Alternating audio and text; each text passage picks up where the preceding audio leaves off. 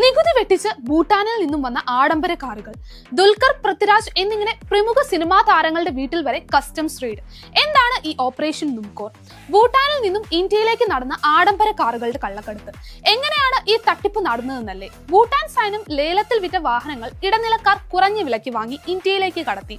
സാധാരണഗതിയിൽ വിദേശത്തു നിന്ന് ഒരു കാർ ഇറക്കുമതി ചെയ്യുമ്പോൾ അതിന്റെ വിലയനുസരിച്ച് കസ്റ്റംസ് ഡ്യൂട്ടി, GST, സെസ് തുടങ്ങിയ നികുതികൾ അടയ്ക്കണം.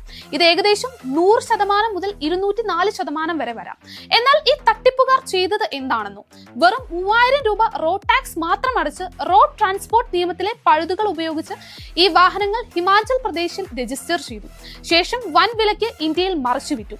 ഇങ്ങനെ കേരളത്തിൽ മാത്രം 200-ലധികം വാഹനങ്ങളാണ് വിറ്റഴിച്ചത്. 1 കോടി രൂപ വില വരുന്ന കാറിൽ നിന്ന് ഏകദേശം 1 കോടി രൂപയോളം നികുതിയാണ് സർക്കാർ ഖജനാവിൽ നിന്ന് ചോർന്നത്.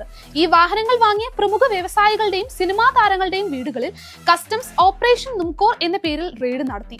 ഈ വാഹനങ്ങൾ വാങ്ങിയവർക്ക് തട്ടിപ്പിനെ കുറിച്ച് അറിവുണ്ടായിരുന്നു എന്നത് ഇനിയും വ്യക്തമല്ല. നികുതി വെട്ടിപ്പിന്റെ പൂർണ്ണ വിവരങ്ങൾ പുറത്തു വരുമ്പോൾ എന്ത് നിയമ നടപടികളാണ് ഇവർക്കെതിരെ ഉണ്ടാകാൻ പോകുന്നത്?